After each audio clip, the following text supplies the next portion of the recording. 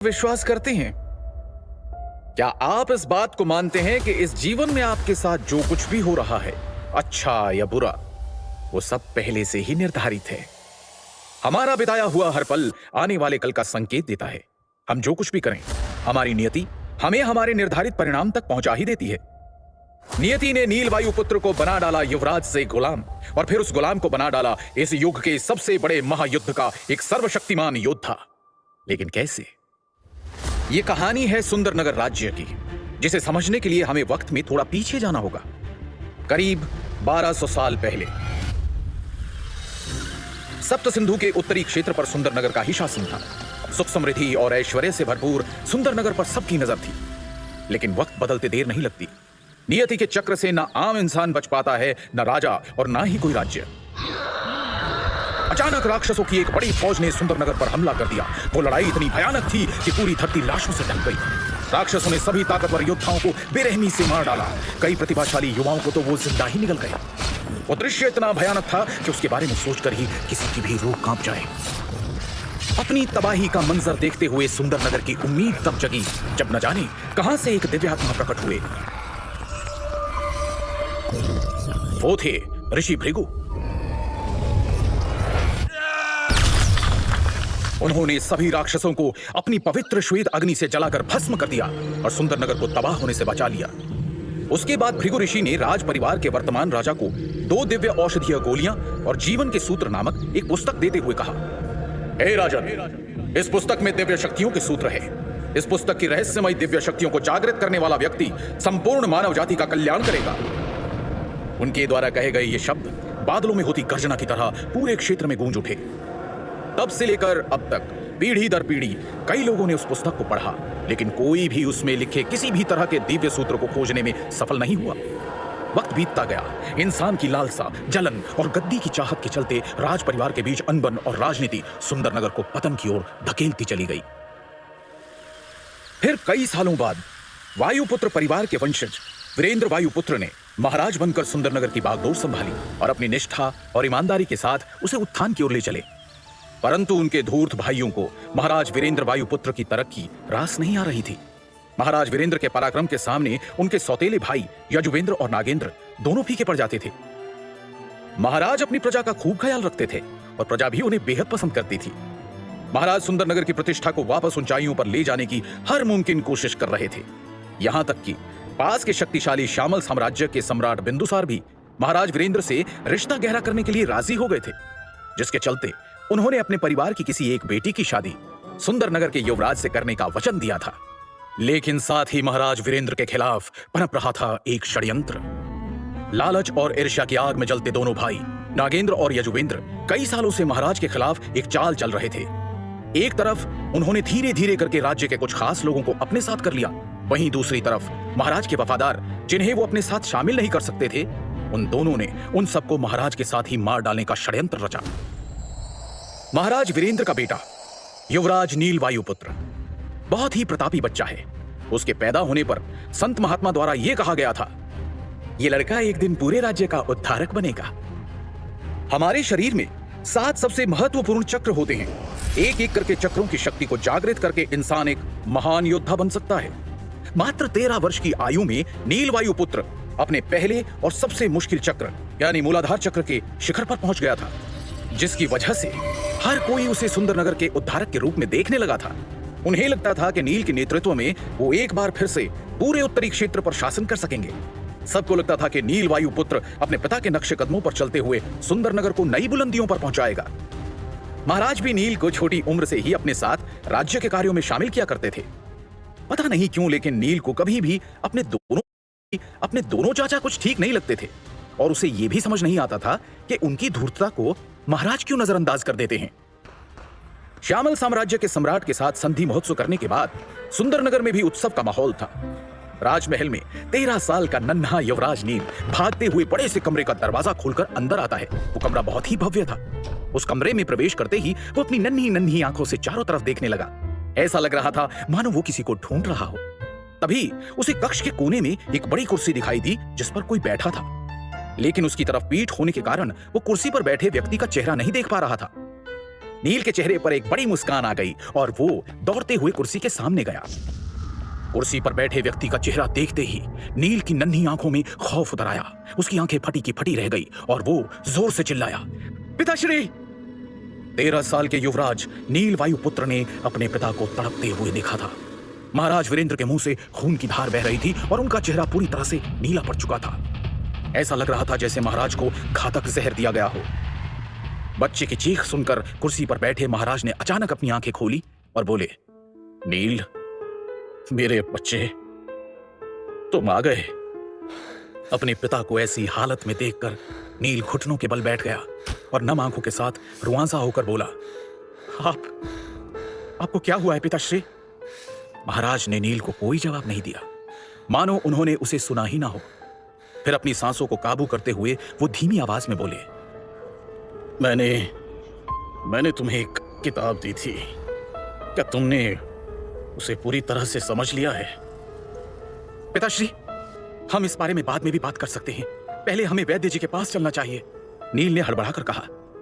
मौत से कुछ ही पल दूर अपनी बची हुई शक्ति इकट्ठा करते हुए महाराज धीमे स्वर में बोले, उसके लिए बहुत देर हो चुकी है बेटा।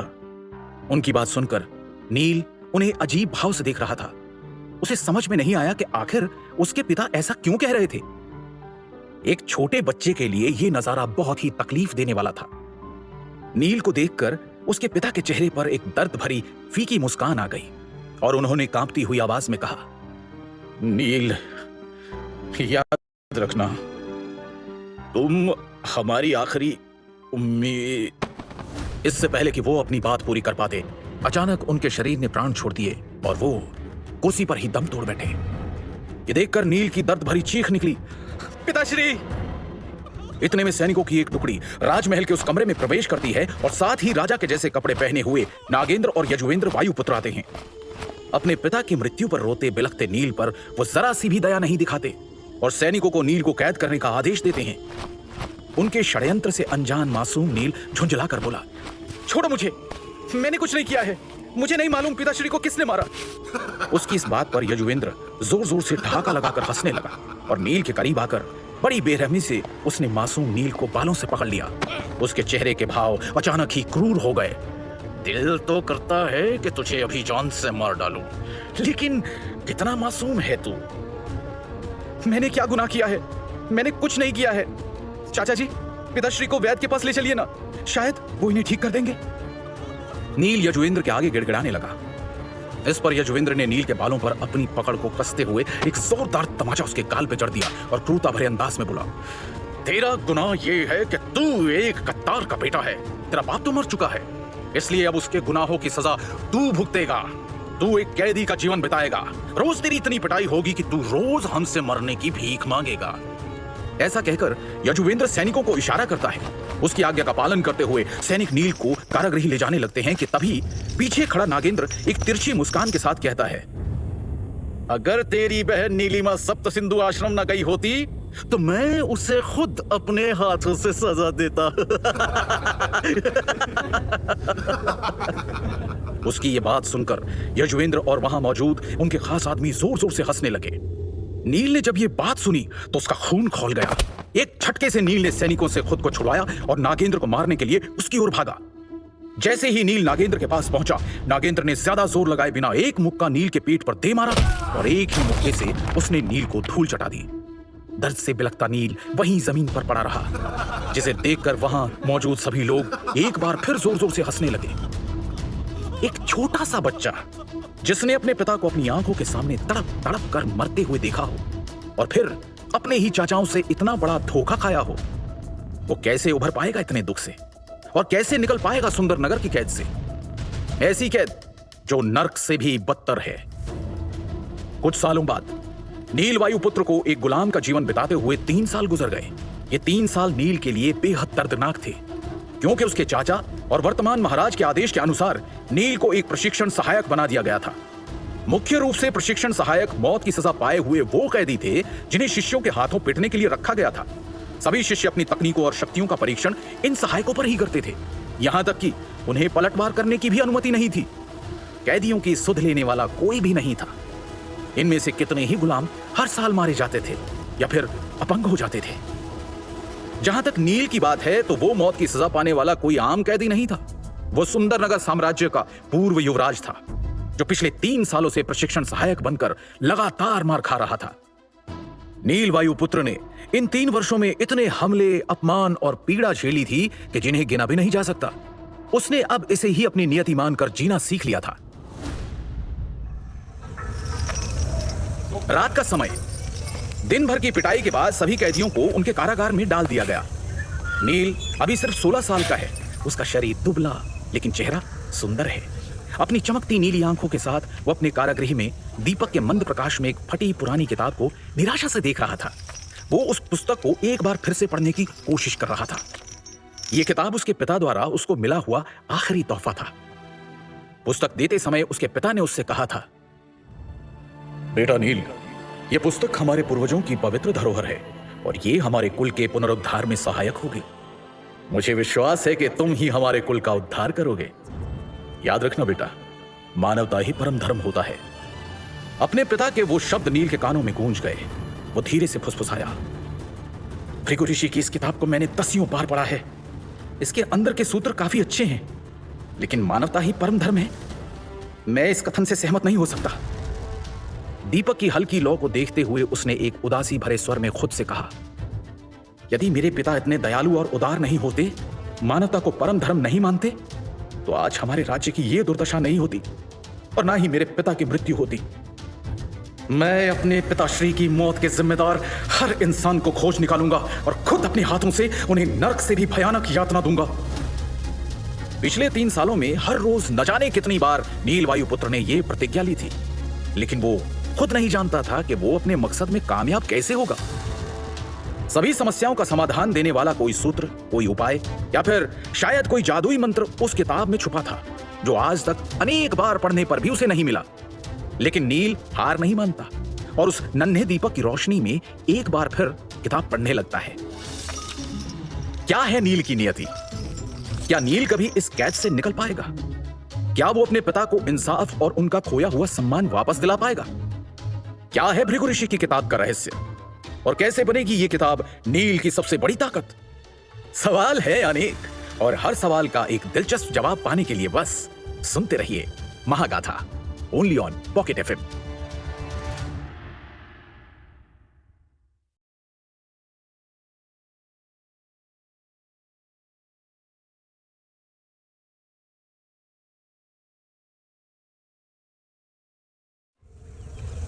सुबह के वक्त आकाश में हल्का उजाला हो गया था, लेकिन सर्द सुबह की ठिठुरन अभी भी महसूस की जा सकती थी। झील के किनारे बने मंदिर से आती घंटियों की धीमी आवाज को सुना। यह गेम है चैंपियंस का। नया मुकाबला पर जोश वही। मेगा कॉन्टेस्ट पे पाओ 50,000 फ्री। जा सकता था। नील की कोठरी का दरवाजा खुला और कुछ लोगों के कदमों की आवाज सुनाई दी। उन लोगों में से एक आदमी आगे बढ़कर अपना पैर नील पर पटकते हुए ऊंची आवाज में चिल्लाया, तुम सो रहे हो? ये राजमहल नहीं कारागार है। यहाँ तुम्हें नियम के हिसाब से चलना होगा। तुम अब सुंदरनगर के युवराज की तरह बर्ताव नहीं कर सकते। ये व्यक्ति सुंदरनगर का कारागार प्रभारी है। उसके मुंह पर चोट के कई निशान।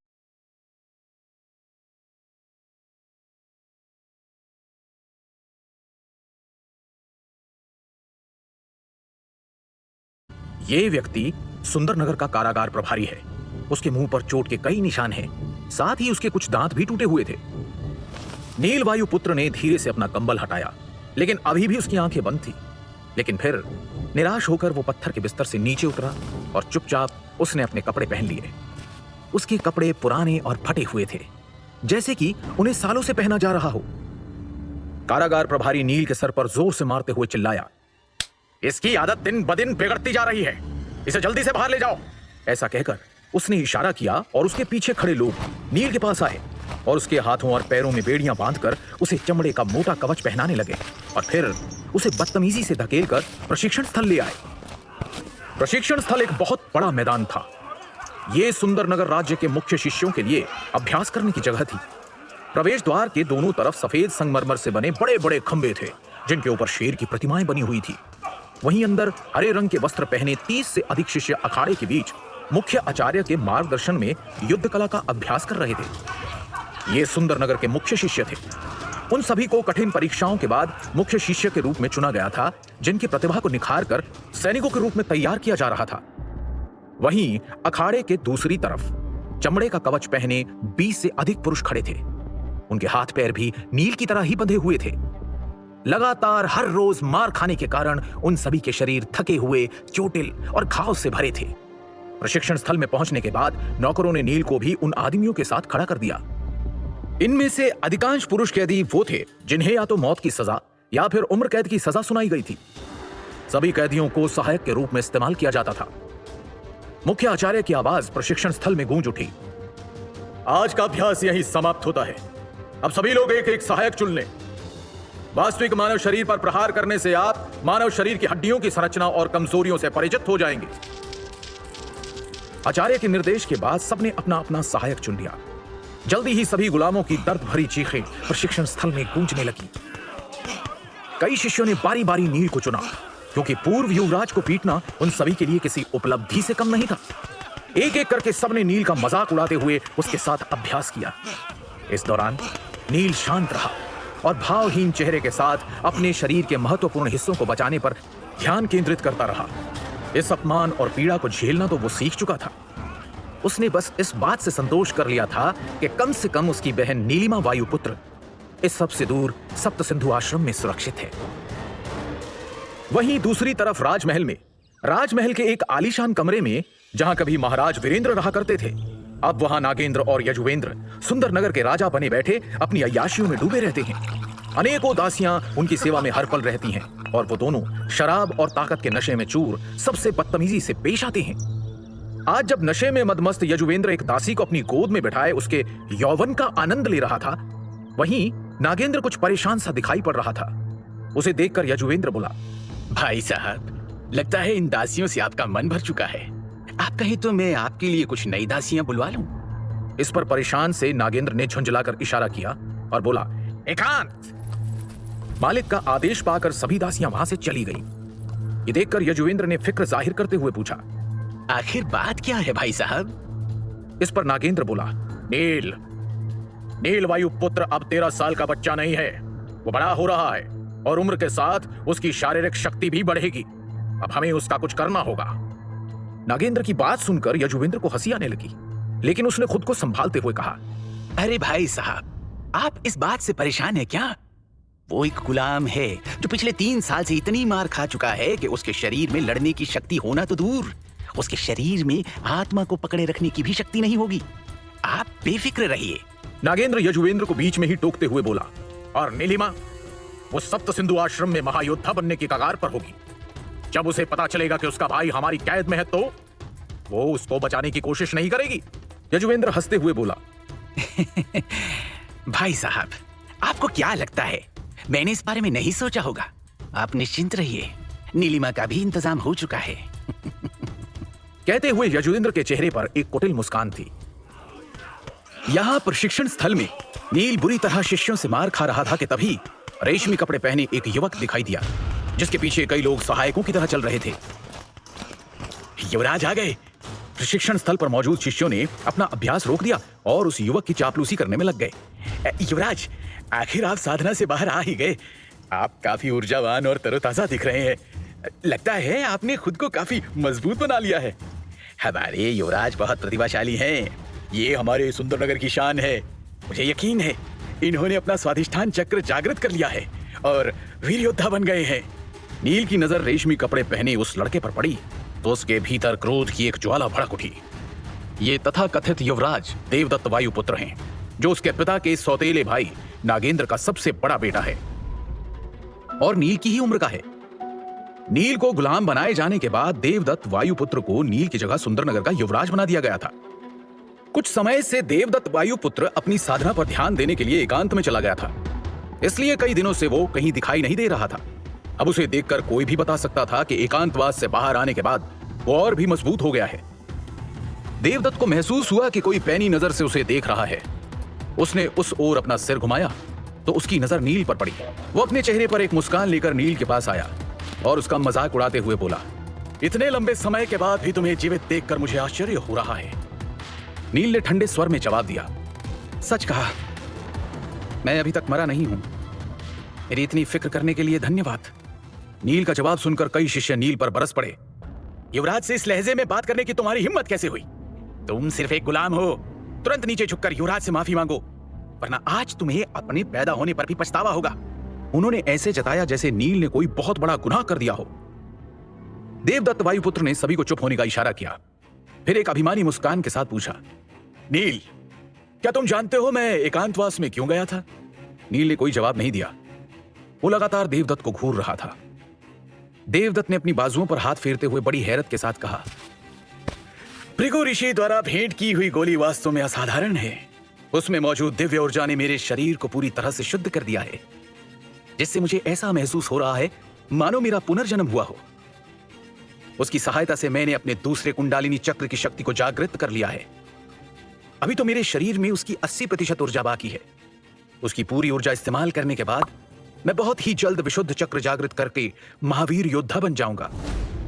भृगु ऋषि के आशीर्वाद वाली दिव्य औषधीय गोलियां। नील की आंखें हैरानी से बड़ी हो गई। दोनों औषधीय गोलियां सुंदरनगर राज्य के किसी खजाने की तरह थी। ऐसा कहा जाता है कि उन गोलियों को एक गोपनीय स्थान पर छुपाया गया था। पूर्वजों द्वारा निर्धारित नियमों के अनुसार राज परिवार में 14 वर्ष की आयु से पहले स्वाधिष्ठान चक्र जागृत करने वाले सदस्य को ही ये गोलियां दी जाएंगी, लेकिन किसी ने भी अभी तक ये उपलब्धि हासिल नहीं की थी। इस प्रकार पिछले 1200 वर्षों में वो दिव्य औषधीय गोलियां किसी को भी नहीं दी गई थी। अगर कोई उन गोलियों का हकदार बनने की क्षमता रखता था तो वो था नील वायुपुत्र, जिसने 13 वर्ष की आयु में मूलाधार चक्र के शिखर को छुआ था। दुर्भाग्य से राज्य के भीतर हुए षड्यंत्र के फलस्वरूप नील वायुपुत्र को एक गुलाम के रूप में जीवन बिताना पड़ रहा था और इन कठिन परिस्थितियों में उसकी साधना लगभग रुक सी गई थी। दूसरी ओर देवदत्त में औसत दर्जे की प्रतिभा थी। वो बड़ी मुश्किल से 16 वर्ष की आयु में अपना मूलाधार चक्र जागृत कर पाया था। वो इन दिव्य औषधीय गोलियों के बिल्कुल भी योग्य नहीं था, लेकिन इसके बावजूद वो इस मूर्ख को मिल गई थी। जब नील ने यह बात सुनी कि जो गोलियां उसकी होनी चाहिए थी वो इस गधे को मिल गई हैं, तो वो गुस्से में कांपते हुए बोला, देवदत्त, तुम्हारी ऐसा करने की हिम्मत कैसे हुई? क्या तुम्हारे मन में हमारे पूर्वजों के लिए कोई सम्मान नहीं है? तुम्हारी मुझसे सवाल करने की औकात नहीं है। अब मैं स्वाधिष्ठान चक्र तक पहुंच गया हूं। अब मैं किसी बलिष्ठ सांड को भी हरा सकता हूं। तुम तो बस एक कमजोर गुलाम हो। अगर मैं चाहूं तो मैं तुम्हें आसानी से कुचल सकता हूं। लेकिन आज ही मैं साधना से बाहर आया हूं, इसलिए मैं अपने शक्ति परीक्षण के लिए एक सहायक चुनूंगा। नील के अपमान से देवदत्त जरा भी परेशान नहीं था। किसी गुलाम के मुंह लगना एक युवराज की शान के खिलाफ था। उसने नील के साथ अपनी बातचीत वहीं रोक दी और लापरवाही से इशारा किया और कहा, मैं चुनता हूं तुम्हें। आश्चर्यजनक रूप से देवदत्त ने नील को नहीं चुना। इसके बजाय उसने एक अधेड़ उम्र के कैदी को इशारा करके अपने पास बुलाया। वो कैदी तुरंत कांपने लगा। हालांकि उसने एक मोटा चमड़े का कवच पहना हुआ था जो हमले की शक्ति को काफी हद तक कम कर देता था, लेकिन स्वाधिष्ठान चक्र पर पहुंच चुके देवदत्त का सामना करने की सोच से ही उस गुलाम का दिल दहल उठा। देवदत्त ने गहरी सांस ली और अपनी मुट्ठी भींच ली। वो नंदी शस्त्र मुष्टिका थी जो सुंदरनगर की एक गुप्त तकनीक थी। देवदत्त अपनी वास्तविक शक्ति आजमाना चाहता था। उसके पूरे शरीर पर एक हल्की नीली रोशनी चमकने लगी। देवदत्त की भयानक आभा देखकर सहायक की आंखों में निराशा छा गई। वो जानता था कि इस मुक्के से उसकी मौत हो जाएगी। वो अपने घुटनों पर बैठकर रहम की भीख मांगने लगा। युवराज, कृपया मुझे बख्श दें। तभी एक विस्फोटक आवाज गूंज उठी। देवदत्त ने सहायक की विनती पर कोई ध्यान नहीं दिया और अपना मुक्का सीधे उस कैदी के सीने पर दे मारा। एक जोर की आवाज के साथ उसका कवच फट गया और उसके टुकड़े टुकड़े हो गए। उसके सीने की सारी हड्डियां टूट गई। उस मुक्के की शक्ति से उड़ते हुए वो सहायक सामने की दीवार से टकराया और निढाल होकर जमीन पर गिर गया। और इस तरह देवदत्त ने एक ही मुक्के से उस सहायक को मार डाला।